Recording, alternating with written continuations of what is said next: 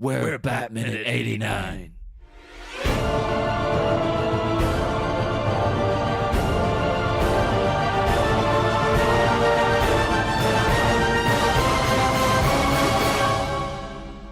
Hello, citizens of Gotham, and welcome once again to Batminute 89, the show that was made by you, the fans, but we didn't make you, apparently. There is a host for this episode, believe it or not. That is me. And his name is John Cena! He's gonna get in the ring! I just wanted to do the John Cena joke. Holy crap, I thought we actually had John Cena on. I was like, what? No, I am John Parker. I'm just loving the fact that the music was still going there for a bit as well. But, yes, I am the other host, Niall McGowan. Hello. Yay! Hey. And for one last time, sadly, one last time for now, we are joined by our illustrious guest. Hello, I'm Omar. I am a person from the internet and a huge Batman fan. Woo! Thanks once again thanks for coming back. I mean, we thought you'd do a runner after the previous ones. You'd be long gone on the plane. Yeah, it was. I do have to thank you guys for hosting me. I know that we could have done this over Skype or something, but it really, I did have to fly overseas to get the full feel of Batminute. Yeah, it's not quite the same at a distance, is it? That's why we insist all the guests come here. You have to pay, but we will then reimburse you at a later date. Plus, it's just a flight on the way over. We do have a very nice door that floats very well. That you can probably get back home, and that might take a couple of weeks. But you'll get there eventually. Some mild paddling, get to the stars. Yeah. Well, I suppose we're in Liverpool. You're from Ireland. Yeah, it's the ultimate Titanic experience. Combine the two. I mean, like all those people at the end of Titanic were having a great time. Like it looked like a lovely night out under the stars. But this is not Titanic Minute. This is Batminute 89. And this is minute 111. And as promised, I did research the numerology. Believe it or not, it is one of the most important numbers in numerology. Oh. Huh. Yeah, number 1 means something. Number 11 means something. I'm not going to go all the way You into didn't do it's like this research isn't very good, John. No, I'm not there yet, Niall. No. I could tell you what it is, but I won't. But then number 111 being a combination of the two is something else. It says, when combined together, the already powerful numbers of 1 and 11 become even more powerful. Oh, they turn into Captain Planet. They turn into Captain Planet. So, yes. Oh my God. You have someone you have to have 3 people each with a ring that says 1 on it. With your ones combined. But the number 111 is known to tell you to be very aware of your thoughts and ideas. You should monitor your thoughts carefully and only think about what you want, not what you don't want. This will help these positive thoughts more quickly manifest into a reality. Yeah, it's a sign that the gate of opportunity is open, basically. So that is the theme of the minute. The gate of opportunity is open for Batman. We're going to lose listeners now. Thinking, oh, this was all lead into some kind of cult. It's all been a build up to that. And if you shed your worldly goods and join us on our pilgrimage. So we can finally introduce our Patreon. It's like, just send us all your worldly goods and just pledge yourself to us forever. We'll do a weekend edition. Come and live on our compound like Omar has. And, join us.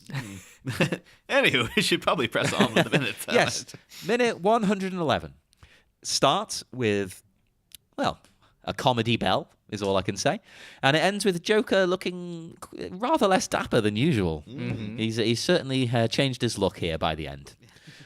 So we're back right into the action in the fight as Joker reacts to that punch from Batman, and he goes flying into a bell and bounces off it. Doesn't he? Just ridiculous comedy noise coming off the bell as well. That's another stock sound I think they've just found laying around the BBC. What I'm even more intrigued by is he does the bounce in and he flies back, and then Batman grabs him, but he also does some kind of little move where he kind of straightens him up or something. He kind of grabs him and then flips his head up or something. It's a bit weird. I don't know if it's a kind of just to get him to attention so we can talk to him, or what's going on there. It's just a very odd, because we see it from a distance. And Yeah, it's a bit yeah. like, what is that? I don't understand why he's Hey, doing I'm gonna that. punch you. Maybe it's polite to let someone know, a bit like declaring war. You know, you say, I am going to punch you now. Here it is. Here it comes. That was his like glove slap. It was just like, Yeah. I would like you to be aware, sir. The bell is coming. Aw. The bell tolls for you. I would love it if at some point in this fight, Joker just slapped Batman with his glove. That would be absolutely amazing. And of course, we get into, prime, this Batman Joker dialogue here. Although not, a normal thing that Batman would say to the Joker, or just flat out saying, I'm going to kill you. Yeah. Which, as we've covered numerous times, normal Batman wouldn't do that. Not only would he not do it, but, right, that line's pretty dull. That's not the coolest line Batman could come out with, is it? It's hardly Arnold Schwarzenegger dropping, like, zingers. No. I mean, if Arnie was here, if only, but... no, I'll tell you, I think, well, you could say, like, he's not here to dress this up. He's very much like, hey, I blow up a whole chemical plant. I killed about a couple hundred people. That didn't get you. Then I had to come and take care of these balloons, and my plane got shot down. I had to walk up a flight of stairs, and I had to fight these guys. I'm done. I'm here. I'm going to kill you. That's all I've got. It has been a long day. Well, you say that. We haven't actually figured out how much time has passed. It seems like very little time has passed. I'm not That's suggesting true. it's been one day, but, it's not considerably longer than a few weeks, I would suggest. Yeah, the actual timeline of this movie is like, I guess it would be like 2 weeks, something thereabouts. And it's been a relentless few weeks as well. So in some ways, to Batman, probably feels like the same damn day. He doesn't sleep, really, does he? All he does is Batman stuff. Yeah. But of course, then we get the Joker. As you mentioned, his hair is on the old, it's flopped down a bit there, and we get his retort of, you idiot, you made me, remember? And it's like, oh, yeah, this is getting into some stuff now. That's like later days Batman comics would really deal with quite a bit of the fact that Batman is inherently responsible for the Joker. Like it's his fault that he exists, really. And then, of course, It's an argument, Yeah, totally. And but his follow up then, you dropped me into that vat of chemicals. That wasn't easy to get over, and don't think that I didn't try. And I made a note about that as well. Yeah. You say your piece first. I was just it's him saying that, and then Batman says, like, I know you did. What? When? Didn't. When did he try to get over it? He never tried to get over it. He turned crazy in 2 seconds. He never even tried. I mean, you could argue maybe in the space between crawling out of the chemicals and going to the plastic surgeon, maybe that was him trying to get over it. I mean, he tried to get over it, you could say, in his own way. No. That's about as far as you could stretch it. Could be several deleted scenes of him, like he took up knitting. Maybe, like, he went out to, he became a pianist for a while, and he really became like maybe he became an artist. Like, he was up there in his rented loft doing all these pieces, trying to get over it, and then eventually he was like, I'm gonna pop down to the plastic surgeon to finally get myself fixed after like 6 weeks. And then I read a lot of poetry, did a lot of thinking, and it didn't work. It just didn't work. Yeah. And then like, the fact that Batman's like, I know you did. It's kind of like, was he sending them the poems and the paintings? He's like, keep sending me this stuff. I'm getting really annoyed with it. I'd like to see a Batman story where maybe they are literally in love. But it's like Joker sends him love letters, but it's like a violent kind of relationship. I'm fairly certain that there will be instances of the Joker sending love letters to Batman where it's like, Well, I don't mean it in a Tumblr shipping kind of context, though. I Let me know, just but put I it mean, that like, yeah, you send him a letter and it'll be like, hey, it's a Catwoman's ear or something like that. It'd be something. That's not a love letter. That'd be amazing. Oh my god. I have no idea why that line is there. Unless it's be fair enough if it's the Joker just being silly. But Batman's like, I know you did. Like, what? No, he didn't. Batman should be like, huh? What?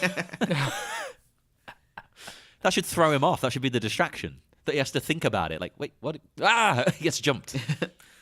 And of course, because he's just there exclusively to lay on the pain now, which is kind of like the climax to like 98% of Batman stories. Is that like it's always there's an ominous, distant threat that's doing things to the city, and essentially all it leads up to is that Batman just has to get it within like 5 feet of them, and then he can just beat them up. Yeah. That's all.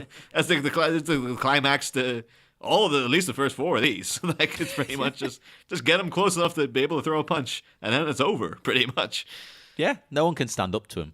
I like that about this Joker though, that he's definitely not a fighter. Like I know which is actually a weird thing that I thought about. I had a question about that. I mean, he's a gangster, and you do actively see him partaking in gangstering, let's say.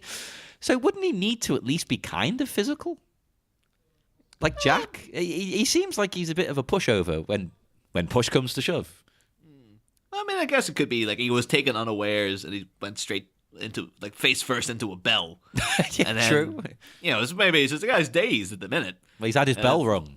Yeah. Plus, it's also been like, this is an older gangster, though. This is a guy, like, he's like a made guy nowadays. Like, it could have been, when he was Hugo Blick way back in, the flashback, maybe he was able to throw a couple of punches, but now he's, pudgy 52-year-old Jack Nicholson.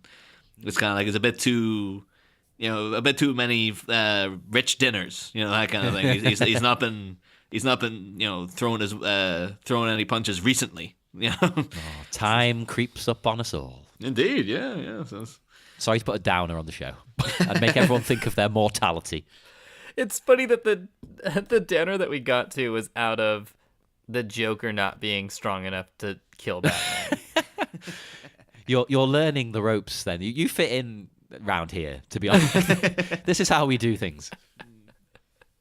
But yeah, so Batman throws him through like one of the wooden panels that is sort of blocking up the window. Or I guess it was just part of the roof, really, isn't it? It's not.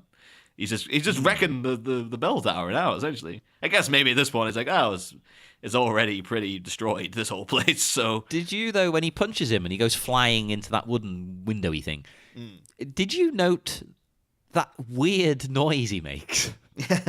He goes like, yeah.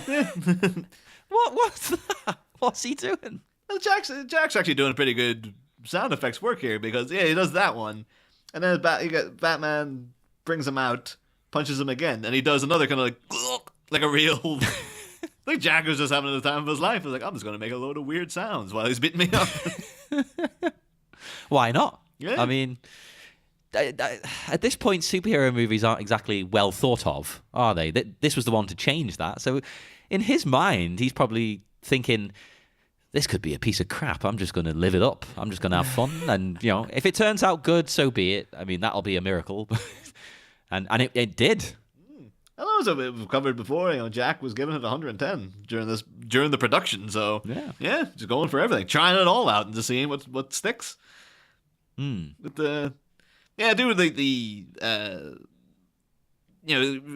have several Batman versus Joker beat 'em up scenes throughout the cinematic history, and I get this one it kind of pales in comparison to.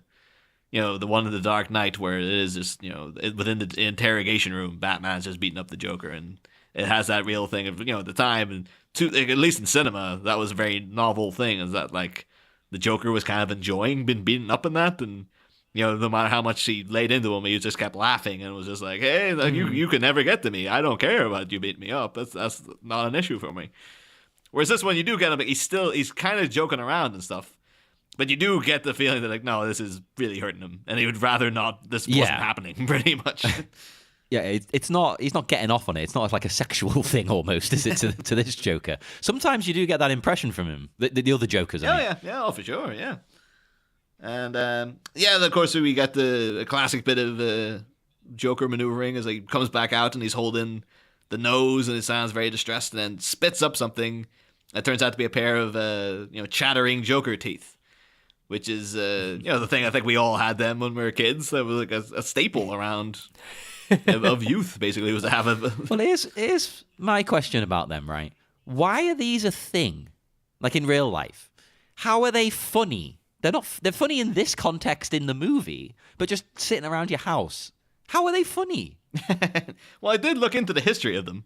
Yay, good. Yeah, chattery, a very small wiki entry on them. Chattery teeth, or as they were known originally, yakety yak talking teeth, were created by Eddie Goldfarb for the Marvin Glass and Associates Company. But why? Apparently, Goldfarb based the original design on his mother-in-law's teeth. That's the thing, and some information about the patent number. It always goes back to a mother-in-law joke, doesn't it? Like, that's the unfortunate thing about, like, any question that you have, that you're always worried it's going to just be some weird mother-in-law joke. And it always is. Like, it's just... Yeah, any gag, any creation, anything in the world. This podcast probably stems from some kind of mother-in-law thing. It's quite typical, though, because this is a really old comedian kind of joke. They're like, fake chattering teeth. And mother-in-law jokes are, like, the staple of, like, old school comedians. Is like, my mother-in-law, you know. So I guess it's We've got to do a Rodney Dangerfield. Ooh, my mother, I tell you, I get no respect. No respect at all. No regard either. Let's just do a Rodney Dangerfield show now. Cancel this. It's like what they called the one he did. It was like Rover Dangerfield.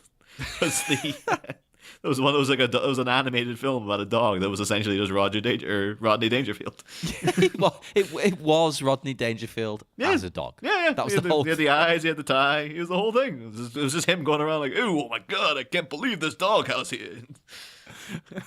Anywho, perfect. But why has he not been in Batman?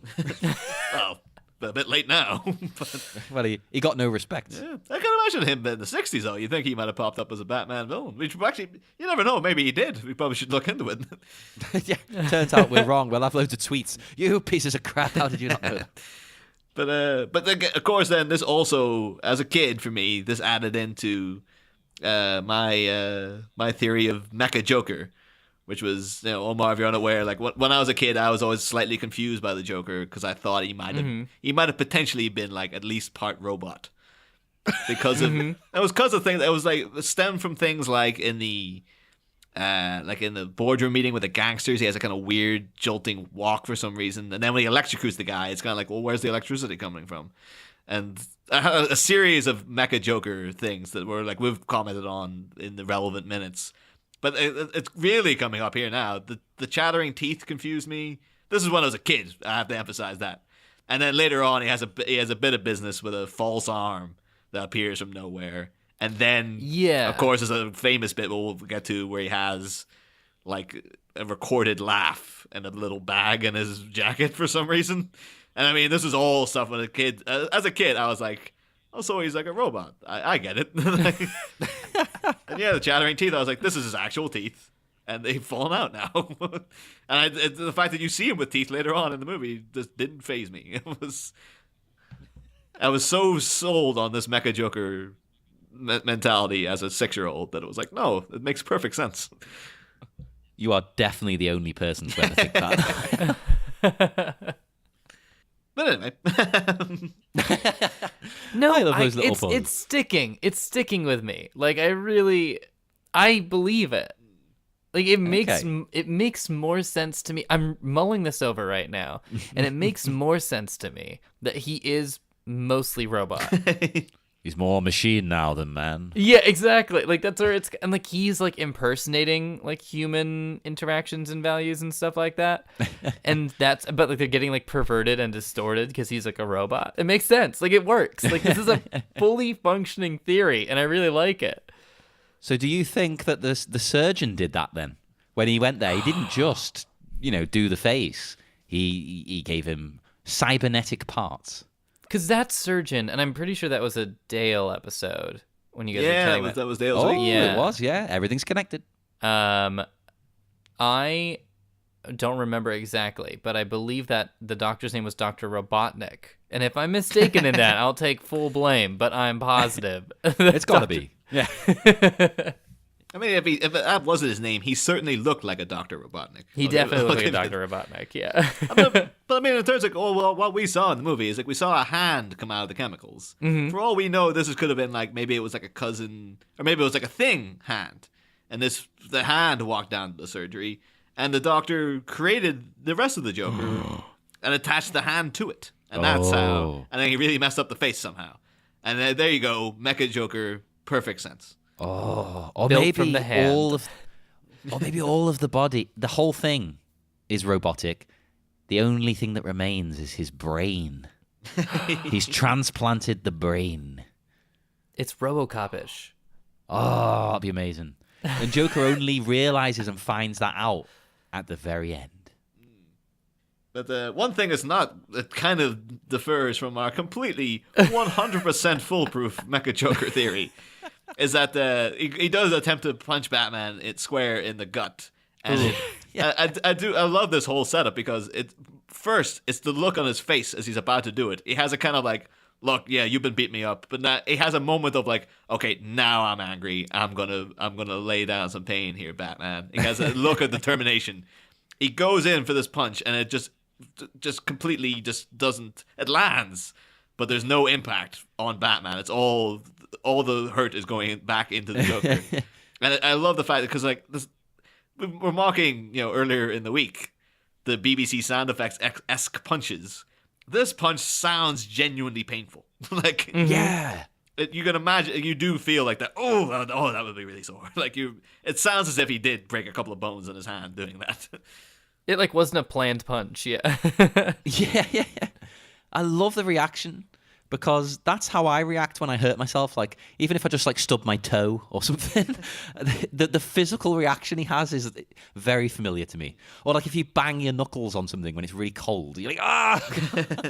I think he has got a good recovery time though, because it's a real like, oh, woo, and then he's kind of back. That's and what you forth do, after isn't it? You go, oh. I did that when I broke my arm. I was like, oh, God. I was rolling on it as well. Like, I'll just kind of put it back in. It'll be fine. So, oh, God, that's a bit painful. Yeah, of course, then you get starting getting into the nitty gritty of the relationship between the two here. We've got, Batman saying, you killed my parents, and the Joker like, what? What are you talking about? And this is all stuff, like, again, this is all retooled from the previous drafts and stuff, and this entire interaction goes very differently. And in the previous draft to the final one that we had, whereas this one again, Vicky's not in the scene, so it goes quite differently. And actually has the Joker just sort of waiting. Well, all the actual fight between the goons and Batman doesn't happen. The Joker's just kind of waiting up there by himself. It's a thing I think we brought it up in that week, but there is this, the Joker goes like, shouts out like, oh, there ain't any more of you up there here, are there? A daddy or a mama bat? And then Batman, comes back with, off screen, my parents are dead, but you remember that, don't you, Jack? And the Joker turns around, and the Batman's, what he's done is he's actually just grappled his way up to the top of the tower, which is something, why didn't he do that in the first place in this movie? Because we know he has grappling hooks, we see them later on. And the Joker replies with a kind of like, oh, you little monkey, look at you, you're a mess. They're going to be real mad at the costume shop when they see what you did to their suit. And then Batman replies with, yeah, and they asked me to bring in your face to the shop for some work, even if I have to tear it off, which is awful dialogue. That's terrible. That's awful. Yeah. So it's kind of like just going, yeah, and you're ugly. And the Joker replies with a kind of variation of what's happening in the scene of like, you maniac, it was you who dropped me in the tank, so you made me. And Batman's like, oh, I made you and you made me. And then he's like, oh, what is this? I say you gotta say you made me. How childish can you get? Yeah, but the Batman then comes back with it, well, we're going to kill each other, aren't we, Jack? And the Joker says, with like, oh, Jack's out. I'm running his body while he's gone.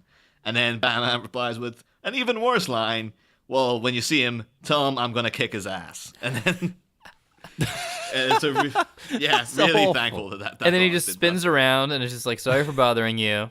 My issue's only with Jack. I appreciate your Just time leaves. and your patience. That'd be amazing. Joker's outsmarted him. He's like, oh, I'm sorry, I misunderstood this. You both look just so similar. Great. Well, have a good day. Leaves his business card. Get in touch with me if you do see him. his backup plan was to take out a comb and pretend it was a mustache and be like, I haven't seen any Joker. And Batman would be like, oh, sorry to disturb you, sir. I was going to say his name's Mr. Snrub, but then I couldn't do Joker backwards on the fly. I was Be like, Reciob? Wreckage. Wreckage? Mr. Wreckage. Yeah, Wreckage. It wouldn't be an episode of Batman at 89 if we didn't reference The Simpsons. Yeah, of course. Of course. Do the Bartman. Play that now. Put that clip in.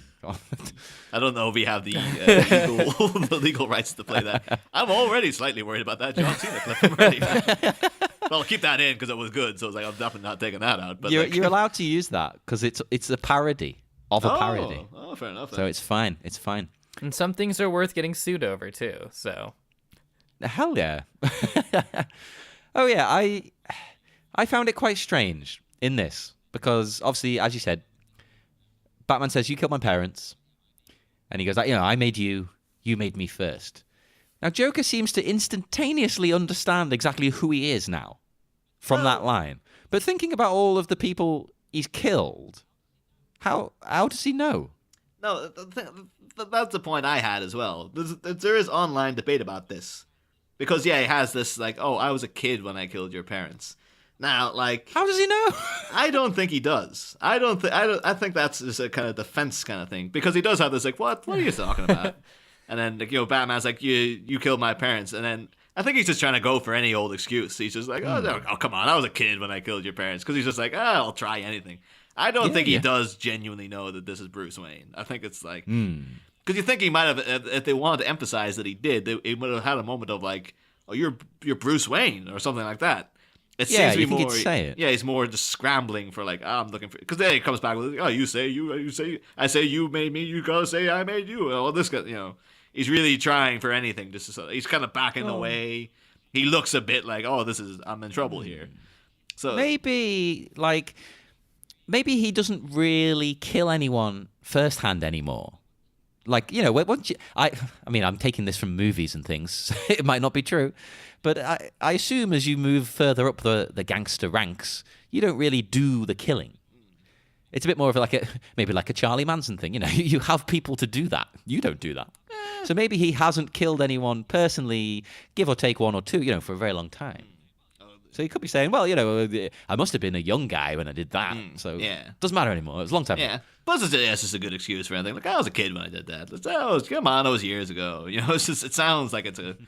But Omar, like, where did you land with this? Did you think that this was him, a revelation of like, oh, it must be Bruce Wayne that I'm talking to now? Of course, I remember when I killed your parents. Or do you think it's just like... Yeah, I think he's genuinely just grasping for straws. Like, I think that this day has not gone the way he wanted. Oh no, very much not. Like, starting with the Vicky stuff, I think that he's just like, I just can't anymore. Of like, can we just like pause? This is not like like he went for the hammiest of ham teeth jokes, like. I have many questions about the teeth thing, right? I forgot to bring this up because my mind was blown just remembering it, basically.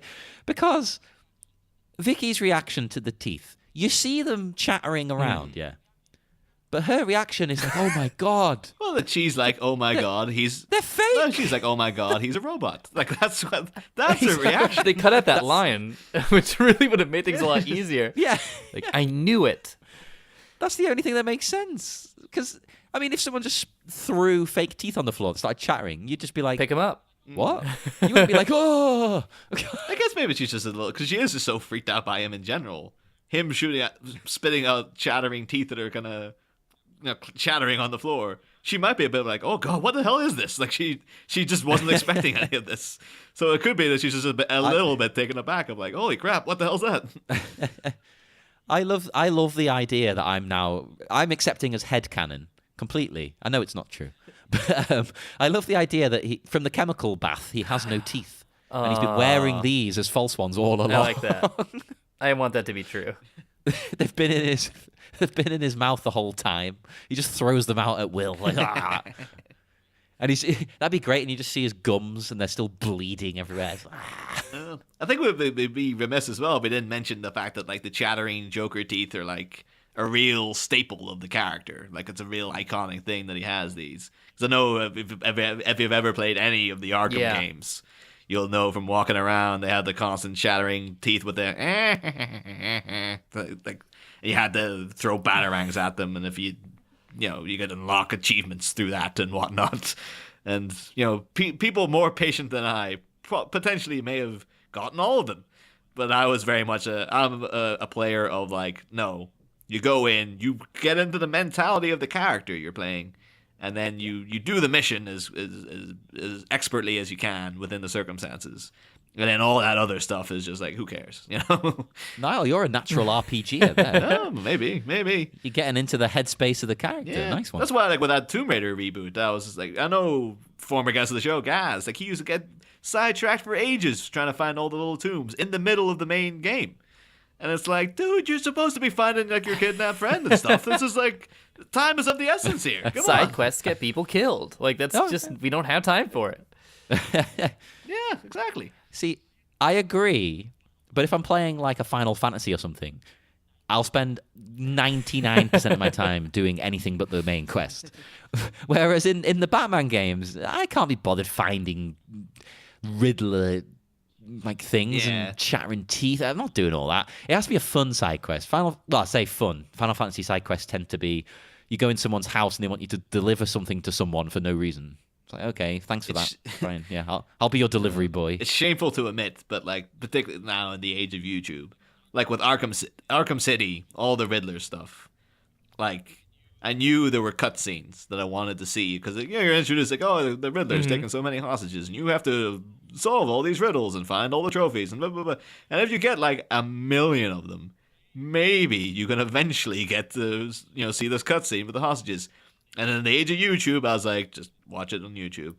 And I didn't. I think I made an attempt to get those trophies, but it was literally after like getting like maybe 100, and it was still nowhere close. And I was like, I don't have time for this. It's just, plus I find it very depressing too once the main game's over and you're still kind of wandering about the city and you have all these memories of the good times. It's like you're a hometown like homebody. Yeah, like you kind of get this real, like, remember when this was, like, fun? And there was stuff to do instead of just looking for stupid riddle question marks everywhere?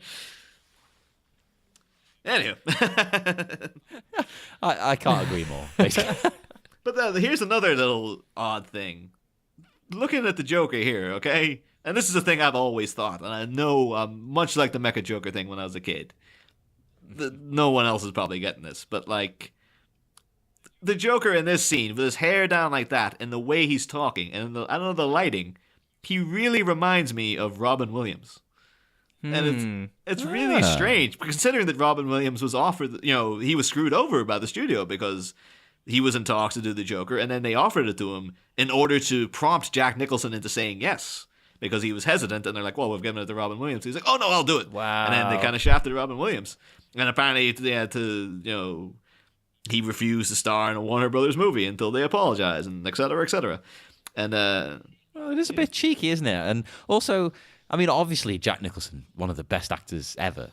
But I mean, you don't turn your nose up to Robin Williams either. No, not at all. No, and Robin Williams would have been, a good Joker because you're considering like, oh, you're talking silly old wacky Robin Williams. But at the same time, we saw later on that he could do sinister as all hell. So It would have been a good mix of the two. Yeah, if he was channeling both of those, that would have been a really great portrayal. But it's something in this. It's just that whole like, you say, I made you. You say you gotta make me. Or sorry, I messed up the line there. But the way he says it, it's just like how childish could you get? It's like there's something about it. It's like this reminds me of Robin Williams. I don't know. Maybe Jack Nicholson was like, oh, I can do a really good Robin Williams if I put my hair down like this. And put me in a certain lighting, I kind of look a bit like him and stuff. And that would be a bit nasty though. After screwing him over, it's just really because it seems it's the least recognizable as Jack Nicholson. I think he's been seen in the whole movie. That again, maybe it's because we have never seen him with his hair like this and doing this voice. It is a bit weird. Like for some reason, it always struck me as like this is kind of like he's.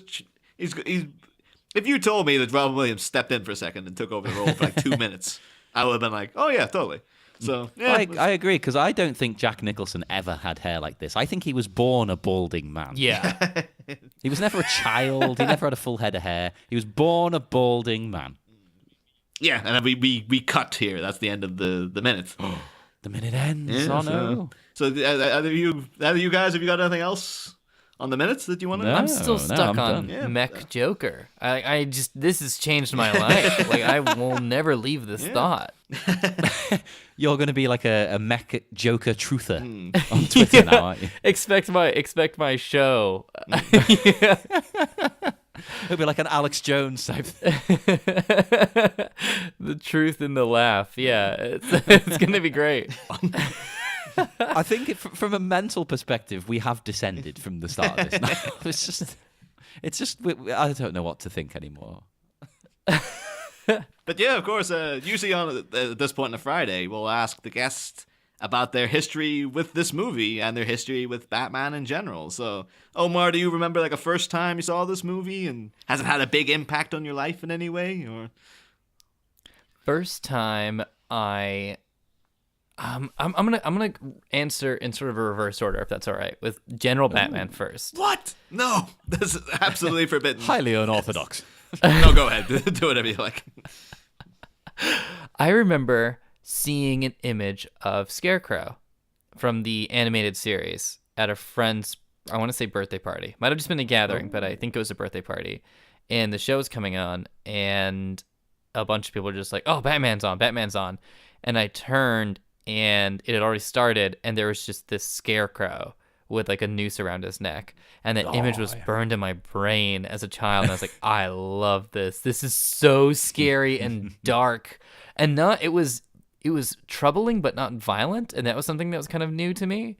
And so I got really into it. And I think from that, I eventually found the 89 film, because it was harder to get films back in the 90s. You had to jump through some loops there. I think most of my movie collection was based upon getting the tape off a friend and copying it myself onto a blank VHS. Oh, the VHS to VHS transfer. That is a lost art. That is a lost art we don't talk about nearly enough. Hell yeah. But then my buddy Sauber, we met in high school and we became writing partners kind of early on. But we originally became friends because we were both insane, huge nerds. Back before it was like all right to be a nerd. Like back when it was definitely like the kind of thing where like you just hide your X-Men comics when people came over. And he was a huge Batman guy, and then just one day we're like, oh, let's rewatch it. And it was not what I thought I had remembered from possibly seeing it in theaters or something. It was totally different, and I just loved it because it was just such a mix of like gothic visuals as well as like being zany, funny Tim Burton stuff. And so that mix was just, I was like, I'm just going to get everything Batman-y. And then, of course, Batman Begins came out, and then that started the second sort of round of Batman craze that I remember in my life.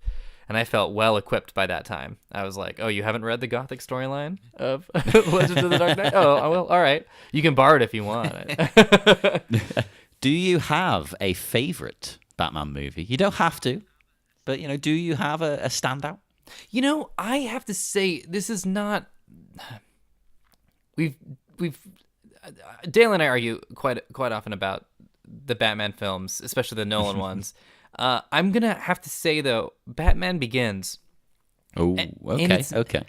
Watching it for the first time in theaters, like it was like the first like midnight movie we snuck out to as kids, and we saw it, and it just knowing that you could at some point go to do this, because I'd seen Nolan's earlier films before, and I was like, they're not going to give him anything big. Like this is not, they're not going to give him a big fun Batman movie. And seeing that, as well as I've got family in Chicago, and so it is Chicago. And when I go to Chicago, to me, Chicago just becomes Gotham. And it's a strange sensation where when I'm in the city, I look around and I think, like, yeah, if a Joker or a Raish or someone was to come and try to destroy the city, I would put on, like, a suit and try everything in my power, including flying, to save it. And there's something really particular about that film that I really like, where it is a love of Gotham, and that's kind of where the hero comes out of. Yeah, And yeah. I don't know if even in future Nolan films and in general Batman films, I've never gotten that. And I really like the places I'm from, and so that really hit a chord with me, where I was like, this isn't out of hatred for villains. This isn't out of grief and pain. This is actually Batman becomes Batman out of love for his city. And I hadn't seen a Batman out of love, I don't think. Maybe out in a few comics, but really at large, that's not a huge Batman angle. Well, this Batman doesn't really bring that up very much. Mm-hmm. Like it's more that the murder of his parents just seemed to have made him insane.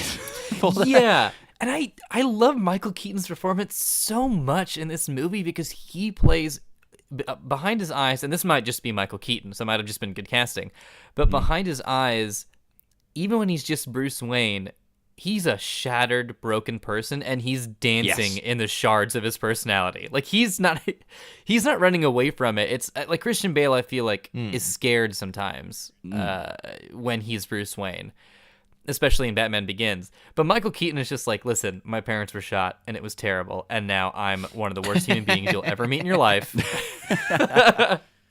Well, he's barely a human being. We've brought this up before. He's not a person, is he? He doesn't have a life. He doesn't do things. He can't even have a relationship, because he's so focused on this one thing he has to do. Mm-hmm. It's not even that he wants to do it necessarily. This is what I've got to do now. There's no option. I am now Batman.